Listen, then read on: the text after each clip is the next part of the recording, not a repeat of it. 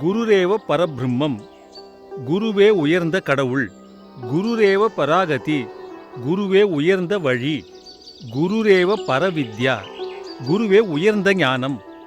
குருரேவ பராயணம், குருவே உயர்ந்த பிரயாணம். குருரேவ பராகாஷ்டா, குருவே உயர்ந்த உச்சநிலை. குருரேவ பரம்தனம், குருவே உயர்ந்த செல்வம். அத்வயதாரக உபனிஷத் சொல்றது.